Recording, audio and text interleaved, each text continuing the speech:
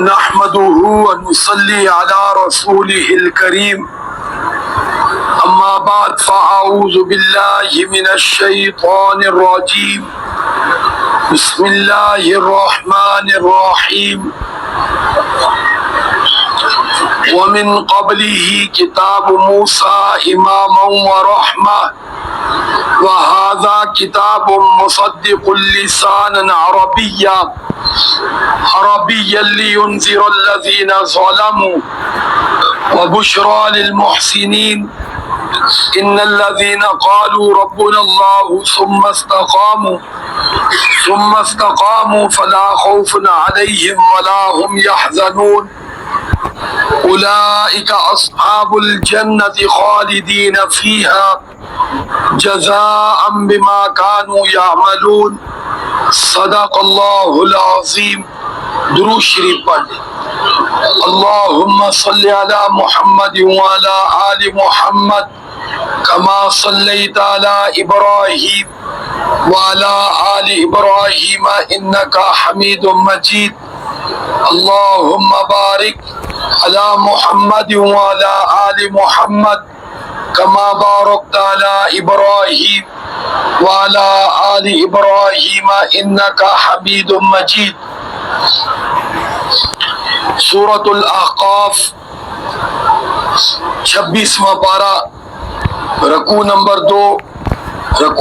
2 کی آیت نمبر 2، 3 اور 4 تلاوت کی گئی ہے، اور سورت کی آیت نمبر 12، 13، 14 تلاوت کی گئی ہے۔ آج کا موضوع قرآن مجید فرقان حمید کی حقانیت ہے۔ گزشتہ سبق میں اس رکوع کی پہلی آیت میں گزر چکا ہے کہ کافر لوگ کہتے تھے اگر دین اسلام اور قرآن مجید فرقان حمید بہتر ہوتا تو سب سے پہلے اس کے قبول کرنے والے ہم ہوتے، یعنی نعوذ باللہ وہ اس کو بہتر نہیں سمجھتے تھے، قرآن مجید فرقان حمید کا انکار کرتے تھے۔ تو اللہ رب العزت نے فرمایا وَمِن قَبْلِهِ كِتَابُ مُوسَى إِمَامًا وَرَحْمَةً، کہ یہ بھی قرآن آسمانی کتاب ہے، اور اس سے پہلے بھی آسمانی کتابیں آئی ہیں، جن میں سے ایک کتاب قرآن سے پہلے آنے والی وَمِن قَبْلِهِ قرآن سے پہلے آنے والی کتاب موسیٰ، وہ موسیٰ علیہ السلام کی کتاب ہے، یعنی جو موسیٰ علیہ السلام پر اتاری گئی، ان کو عطا کی گئی، طور پر بلا کر 40 دن اعتکاف کروا کر لکھی لکھائی تورات ان کو سما دی گئی، ان کو تھما دی گئی، پکڑا دی گئی، اور فرمایا امامہ، وہ اپنے دور کے لوگوں کے لیے پیشوائی کرنے والی کتاب تھی، رہنمائی کرنے والی کتاب تھی۔ کون سی کتاب بولو بھائی؟ تورات۔ اور فرمایا ورحمہ، اور اس دور کے لوگوں کے لیے بطور رحمت تھی، اللہ کی رحمت کا ذریعہ تھی تورات۔ پھر فرمایا وہذا کتاب، اور یہ قرآن مجید بھی ایک کتاب ہے، وہذا کتاب، یہ بھی ایک کیا ہے بولو بھائی؟ کتاب ہے، لیکن اس کی اضافی صفت یہ ہے کہ مصدق اللسان، فرمایا ایک تو یہ پہلی کتابوں کی تصدیق کرتا ہے، اور دوسرا لسان عربیہ، اس قرآن کی زبان عربی زبان ہے، عربی زبان ہے، کیونکہ وہ کہا کرتے تھے کہ پیارے آقا صلی اللہ علیہ وسلم لوگوں کی باتیں مختلف زبانوں کی سن کر عربی میں اس کی گرامر کر دیتے ہیں، عربی میں اس کو بیان کر کے اللہ کا کلام کہہ دیتے ہیں، تو قرآن نے ان کی اس بات کی نفی کی ہے۔ فرمایا یہ قرآن کی زبان ہی عربی زبان ہے، اللہ نے اس کو اتارا ہی عربی زبان میں، کیونکہ اس کے اول مخاطبین عربی بولنے والے تھے۔ اور یاد رکھنا ہر امت کو جو بھی کتاب صحیفہ اللہ کا پیغام ملا ہے وہ اس امت کی قوم کی زبان میں ملا ہے، اور یہ ویسے بھی ضابطہ قانون اصول ہے کہ جو بھی قوم اپنی زبان میں بات کرے، اپنی زبان میں پیغام نشر کرے، اس سے زیادہ فائدہ ہوتا ہے۔ جو کسی کی زبان میں کرے گا اس سے فائدہ نہیں ہوگا۔ دنیا کے اندر جتنے بھی ترقی یافتہ ممالک ہیں ان کے اندر سخت ترین یہ پابندی ہے کہ غیر کی زبان نہیں بولنی۔ غیر کی زبان بولو، کیونکہ غیر کی زبان یہ غلامی کی علامت ہوتی ہے، یہ نکالی ہوتی ہے۔ تو نقل کرنے والا تو کوئی بھی کسی کو برداشت نہیں کرتا۔ آج دنیا میں بھی دیکھ لو، ہم کہتے ہیں یہ 2 نمبر چیز ہے، فلاں چیز کی کاپی ہے، اس کو نہیں لینا۔ 2 نمبر کا نام سن کے انسان چیزیں رکھ دیتے ہیں۔ تو جب زبان غیر کی بولیں گے تو یہ بھی تو 2 نمبری ہے۔ ہمارا ملک بھی یاد رکھنا اس وقت ترقی کرے گا جب اپنی زبان میں اپنے معاملات کرے گا۔ کہ زبان میں بولو بھائی، ہاں اپنی زبان۔ تو بہرحال اللہ رب العزت فرماتے اس کی عربی زبان ہے، اور کیوں اس کو اتارا ہے؟ لِيُنذِرَ الَّذِينَ ظَلَمُوا، تاکہ قرآن کے ذریعے ظالم لوگوں کو ڈرایا جائے، آنے والے انجام سے ان کو ڈرایا جائے، گزشتہ ظالم لوگوں کے واقعات ان کو سنائے جائیں کہ وہ عبرت کا نشان بنے ہیں۔ 4 دن تو ان کا ظلم چلا ہے، لیکن آخر جب اللہ نے پکڑا ہے تو اگلے پیلے سارے کھاتے پورے کر دیے۔ کیا کر دیے بولو بھائی؟ اس لیے یاد رکھنا ظالم کا زیادہ وقت نہیں ہوتا، اس لیے ہمیشہ ظلم سے بچنا چاہیے، کسی پر ظلم نہیں کرنا چاہیے۔ حضرت علی رضی اللہ تعالیٰ عنہ کا فرمان ہے، قول ہے کہ کفر سے حکومتیں چل سکتی ہیں، قائم رہ سکتی ہیں، یعنی کافر حکمران ہو، عادل ہو، منصف ہو تو اس کی حکومت قائم رہ سکتی ہے، لیکن فرمایا ظالم حکمران ہو، مسلمان ہی کیوں نہ ہو، اس کی حکومت قائم نہیں رہ سکتی۔ اس کی حکومت بولو قائم نہیں رہ سکتی۔ اب حکومت سے مراد صرف ملک کی حکومت نہیں، یہ گھر کا سربراہ بھی ایک حاکم ہی ہوتا ہے۔ اگر وہ گھر والوں پر ظلم زیادتی شروع کر دے تو آپ جانتے ہیں 4 دن بعد جہاں بیوی بغاوت کرتی وہاں بیٹا بھی کرتا ہے، چھوٹی چھوٹی اولاد بھی کرتی یا نہیں کرتی بولو بھائی؟ تو اس لیے ظلم سے بچنا ہے۔ ہاں جی، جب گھر والے برداشت نہیں کرتے جو اپنے ہیں تو پرایا کون کرے گا؟ کوئی نہیں کرتا۔ ہاں جی، تو بہرحال فرمایا ظالموں کے لیے، اور پھر فرمایا وَبُشْرَا، یہی قرآن خوشخبری بھی ہے۔ قرآن ڈراتا بھی ہے، قرآن خوشخبری بھی دیتا ہے۔ ڈراتا کن کو بولو؟ ظالموں کو۔ خوشخبری کن کو دیتا ہے؟ للمحسنین، نیکوکاروں۔ کس کی خوشخبری دیتا ہے؟ دنیا کے اندر راحت اور سکون کی دیتا ہے۔ نیک آدمی سکون میں ہوتا ہے۔ نیک آدمی کس میں ہوتا بولو؟ یا ذہن میں ہے۔ بے شک ظالم آدمی کے پاس دنیا کے اسباب تو ہوتے ہیں لیکن دل میں سکون نہیں ہوتا۔ نیک آدمی کے پاس بظاہر دنیا کے اسباب تو نہیں ہوتے لیکن دل میں سکون ہوتا ہے۔ کیا ہوتا ہے بولو بھائی؟ سکون ہوتا ہے۔ اے سی کس کے لیے بولو بھائی؟ ٹھنڈی ہوا کے لیے، تاکہ میٹھی نیند آئے۔ تو نیک آدمی کو وہ میٹھی نیند بغیر اے سی کے بھی آتی ہے۔ آپ کو نہیں آتی ہے؟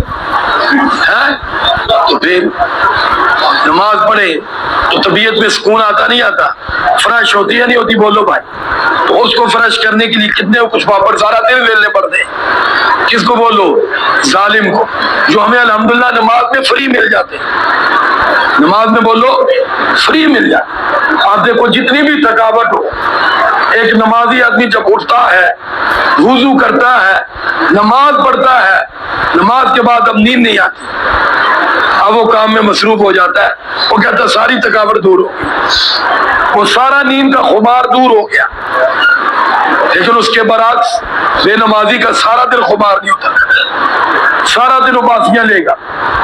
اب میں رات تقریباً 11:30 پونے 12 اس وقت سویا ہوں۔ ہاں جی، وقت پہ الحمدللہ، تہجد کے وقت اٹھنا، یہ سارے معاملات۔ ہاں جی، اب دیکھ لو کوئی باسیاں نہیں آ رہی، کوئی رات لیٹ سونے کی تھکاوٹ جسم پہ نہیں، لیکن اس کے برعکس اللہ معاف کرے بے نمازی ہوتا تو اب جناب غفلت کی نیند ہوتی اور سارا دن یہی رونا ہوتا رات بڑی دیر سے سویا ہوں۔ یہ ذکر آگے نہیں آتا اٹھا پھر کتنے بجے، اس کا ذکر نہیں ہوتا، سارا دن یہ ہوتا بڑی دیر سے سویا۔ تو اللہ کا شکر ہے کہ اللہ نے 5 وقت کی نماز کی توفیق دی. سب کہہ دو الحمدللہ. یہ اللہ کی بہت بڑی نعمت ہے, بہت بڑی نعمت ہے. جہاں اللہ تعالیٰ کی فرما برداری کی علامت ہے, وہاں ہمارے وجود کے لیے بھی اللہ کی بہت بڑی نعمت ہے. یہ دنیا کے اندر بھی نقد اس کا فائدہ ہے, آخرت میں تو انعام ہے ہی ہے. تو آخرت کے انعام, سب سے پہلا انعام نماز کا بھی ہے. اس لیے فرمایا وَبُشْرَىٰ لِلْمُحْسِنِينَ, نیک لوگوں کو قرآن خوشخبریاں سناتا ہے. وہ کون سی خوشخبری ہے؟ فرمایا اِنَّ الَّذِينَ قَالُوا رَبُّنَا اللَّهُ, کیونکہ نیک آدمی بننے کے لیے بنیاد کیا ہے؟ اللہ کو اپنا رب ماننا. بولو اللہ کو اپنا, اور کافر اللہ کو اپنا رب نہیں مانتا. کوئی مانتا ہے تو ساتھ شریک بھی مانتا ہے, تو وہ نہ ماننا ہے. شرک کرنے والا وہ نہ ماننے والا ہے, کیونکہ اللہ نے خود فرمایا میں مشرک کو بخشوں گا. تو وہ پھر ماننا تو نہ ہوا. اگر وہ ماننا ہو تو پھر بخشش بھی ہونی چاہیے, جبکہ اللہ فرماتے سارے گناہ معاف کر دوں گا اگر چاہوں گا تو, لیکن شرک نہیں معاف کروں گا. اگر کسی نے ایمان کے ساتھ کس کی ملاوٹ کی ہے؟ بولو شرک. ایمان والا ہے, مشرک نہیں ہے. خدا نخواستہ زانی ہے, شرابی ہے, جواری ہے, بے نمازی ہے, ظالم ہے جی, اللہ فرماتے چاہوں گا تو معاف کر دوں. لیکن اگر وہ کیا ہے؟ مشرک ہے, فرمایا اس کی بخشش نہیں. ان الشرک لظلم عظیم, اس کو سب سے بڑا ظلم کہا گیا. کفر کے بعد سب سے بڑا جرم کیا؟ بولو شرک ہے. تو میں اور آپ سب کہہ دو الحمدللہ, ہمارے ایمان کے ساتھ شرک کی ملاوٹ نہیں. یہ بھی اللہ کا بہت بڑا انعام, بہت بڑا انعام ہے کہ کسی دربار پہ جا کر ہم پیشانی نہیں ٹیکتے الحمدللہ. کسی پیر کا ہم گھٹنا نہیں پکڑتے. سارے بولو ہم اس کا گھٹنا نہیں پکڑتے, ہم اس سے فریاد نہیں کرتے, ہم اس کو اللہ تعالیٰ کی صفات میں شریک نہیں مانتے. ولی کو ولی ضرور مانتے, لیکن ولی کو خدا کا شریک نہیں مانتے. الحمدللہ, یہ بھی اللہ کی نعمت ہے. تو سب سے پہلی چیز نیک بننے کے لیے اللہ کو رب ماننا ہے کہ ہمارا پالنے والا کون ہے؟ بولو. یاد رکھنا یہ بھی شرک ہے جو یہ کہے کہ میں کما رہا ہوں تو پل رہا ہوں. نہیں, میں کما رہا ہوں تو گھر چل رہا ہے. نہیں, یہ اللہ سونا چلا رہا ہے. کون چلا رہا ہے؟ بولو بھائی. اگر یقین نہیں آتا تو جو گھر کے اسباب کے درجے میں سربراہ مر کے دیکھ لو, تو پیچھے والوں کا دیکھ لینا, آپ سے زیادہ خوشحال ہو جائے گا. ہمارا مشاہدہ بھی ہے, ہمارا مشاہدہ بھی ہے. ایک غریب آدمی روٹی پوری نہیں ہوتی, خدا نہ خواستہ وہ مر جاتا ہے, اللہ ہر ایک کو لمبی عافیت والی زندگی دے. بچے چھوٹے چھوٹے چھوڑ جاتا ہے. آپ جانتے وہی بچے جن کے بدن پہ کپڑا نہیں ہوتا تھا باپ کے ہوتے ہوئے, آج وہ ماشاءاللہ کھلونوں سے کھیل رہے ہوتے ہیں اور ون بنے کھانے کھا رہے ہوتے ہیں. پہلے ایک کمانے والا تھا, اب 20 ان کے گھر میں راشن پہنچانے والے ہوتے ہیں. سارے بولو ہے یہ نہیں؟ ہاں جی. اس لیے میرے بھائی ہمارے سے کوئی نہیں پل رہا, ہم تو خود اللہ کے دینے سے پل رہے ہیں. وہ دیتا تو ہم پل رہے ہیں. اس بابے سے پوچھو نا, کہتا ہے دیہڑی لگاتے ہیں گھر کا کام چلتا ہے, تو پیچھے کئی مہینے بیمار ہے, گھر کا کام نہیں چلتا رہا ہے. تو اس وقت بات سمجھ آ گئی کہ میرے چلانے سے نہیں. کون چلا رہا؟ بولو. میری دیہڑی سے نہیں چل رہا, اللہ کے چلانے سے چل. ایک بہت بڑے صحافی ہیں, وہ مولانا تقی عثمانی صاحب کے غالب بھتیجے ہیں, مسعود صاحب اس طرح ان کا کوئی نام ہے. ان کے ایک مرتبہ میں نے خود پڑھا ہے, وہ فرماتے تھے کہ وہ اتنا مصروف تھا, کالم وغیرہ یہ ساری چیزیں, بچے چھوڑنے لانے یہ وہ, تو دماغ میں کہویں بات آ گئی کہ اگر خدا نہ خواستہ میں نہ ہوں تو یہ سارا نظام تو بند ہو جائے گا. یہ کیسے ہوگا؟ کہتے بس اللہ کی طرف سے ایسے دن پھرے, ایسی بیماری لگی, کئی ماہ بستر سے نیچے پاؤں نہیں رکھ سکا. کئی ماہ, 2-4 دن کی بات نہیں. درگا میرا سارا نظام رک گیا جو میں کر رہا تھا, لیکن گھر کا سارا نظام چل رہا تھا, میرا رک گیا. کیا مطلب؟ اٹھ کے واش روم میں جانا میں نہیں جا سکتا. آپ اندازہ کریں, وہ ہاتھ سے جو لکھتا وہ رک گیا. بچوں کو میں جو چھوڑنے جاتا تھا رک گیا. بچے جا رہے ہیں, بچوں کی پڑھائی بھی چل رہی ہے, میری دوائی بھی چل رہی ہے, گھر کا سارا خرچہ بھی چل رہا ہے. کہتے فوراً میری کھوپڑی نے کام کیا، ہائے مسعود تو نے غلط کہا، یہ تو سونا اللہ چلانے والا ہے۔ سارے بولو کون چلانے والا ہے؟ تو اس لیے کبھی یہ ڈائلاگ نہیں مارنا چاہیے ہے جی کہ میں نہ کروں تمہیں پتہ چل جائے، نعوذ باللہ ایسا نہیں بول، یہ نہ اوپر سے پکڑا آ جائے لے تجھے ابھی سائڈ پہ کر دیتے پتہ چل جاتے۔ تو اس لیے میرے بھائی یہ اللہ چلا رہا ہے، ساری کائنات اسی کی ہے، سب کو وہی کھلا رہا، وہی پلا رہا ہے، ہمیں بھی وہی کھلا رہا ہے بھائی، کچھ کرنے کی طاقت بھی تو وہی دیتا ہے۔ کون بولو بھائی؟ اللہ رب العزت، اسباب بھی تو اسی کے ہیں۔ تو اللہ رب العزت نے فرمایا جو کہتے ہیں اللہ ہمارا رب ہے، سب کو ہم بھی کہتے ہیں اللہ ہمارا رب ہے، ہمارا پالنے والا ہے، ہمارا کارساز ہے، ہمارا داتا دستگیر مشکل کشا حاجت روا ہے۔ فرمایا ثم استقاموا، اسی بات پر ڈٹ جاتے۔ اور ڈٹنے کا مطلب کیا ہے؟ پیارے آقا صلی اللہ علیہ وسلم نے فرمایا کوئی تمہاری اس بات کو تمہیں دائیں بائیں کرنے کے لیے چمڑی ادھیر دے، ادھڑوا دو، آگ میں پھینک دے، جل جاؤ، لیکن اس بات پر قائم رہنا میرا رب اللہ ہی ہے۔ دیکھو بلال کیا کہتے تھے، سارے بولو احد احد، آگ کے انگاروں پہ لٹایا جاتا ہے، لیکن زبان پر کیا تھا؟ احد، وہ اکیلا ہے۔ وہ کیا بولو بھائی؟ تو اللہ فرماتے کیا ہوگا پھر؟ قرآن کہہ رہا فلا خوف علیہم، آنے والی زندگی میں تیرے اوپر کوئی خوف نہیں ہوگا، ولا ہم یحزنون، دنیا سے جانے کے بعد دنیا کے کسی لمحے پر غم بھی نہیں ہوگا۔ ہم بعض دفعہ سوچتے ہیں بیٹھ کے کاش میں نے کچھ یہ کر لیا ہوتا ماضی میں، جنت میں یہ کاش والا جملہ نہیں ہوگا۔ سارے بولو کاش والا جملہ ہاں نہیں ہوگا، دنیا میں ہوتا ہے کاش میں نے وہ کاروبار کیا ہوتا۔ جس طرح یہ ماسٹر صاحب یہ 2 دن 4 دن پہلے مجھے کہنے لگے کاش میں حافظ قرآن ہوتا، کسی مسجد کا مؤذن ہوتا، ماسٹر نہ ہوتا۔ خدا کی قسم یہ قرآن سے محبت کی بات ہے، ورنہ بعض ہم جیسے مولوی بھی سوچتے ہیں نعوذ باللہ مولوی نہ ہوتا سی بھی کوئی گورنمنٹ میں ملازم ہوتے۔ اللہ رحم فرمائے، اللہ رحم فرمائے، یہ بے قدری کی بات ہے اور یہ قدردانی ہے، کیونکہ حضرت عمر رضی اللہ عنہ کا قول بھی یہ تھا کاش میں حکمران نہ ہوتا، کس کا؟ سارے بولو، میں لوگوں کا یہ ذمہ دار نہ ہوتا، میں مسجد کا مؤذن ہوتا، کیونکہ جو مرنے کے بعد انعام ہے نا اس چیز کا، وہ میری اور آپ کی کھوپڑی سوچ نہیں سکتی، آنکھ کے سامنے آ نہیں سکتی، جو مؤذن کی شان ہے۔ تو بہرحال اللہ رب العزت فرماتے ہیں اولئک اصحاب الجنہ، اللہ کو رب ماننے والے ہی جنت میں جائیں، پکی بات ہے۔ دیکھو قرآن کہہ رہا ہے کافر نہیں جائے گا، خالدین فیہا، پھر جنت میں ہمیشہ رہیں گے، جزاء بما کانوا یعملون، یہ دنیا میں نیک اعمال کا بدلہ ہوگا۔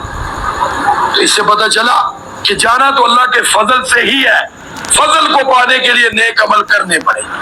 اللہ مجھے بھی آپ کو بھی توفیق عطا فرمائے، جو محروم ہے اللہ ان کو بھی ہمت توفیق عطا فرمائے نیکی کی۔ وآخر دعوانا ان الحمدللہ رب العالمین۔ درود شریف پڑھ۔ اللہم صلی علی محمد وعلی آل محمد کما صلیت علی ابراہیم وعلی آل ابراہیم انکا حمید مجید۔ اللہم بارک علی محمد وعلی آل محمد کما بارکت علی ابراہیم وعلی آل ابراہیم انکا حمید مجید۔ لا الہ الا اللہ محمد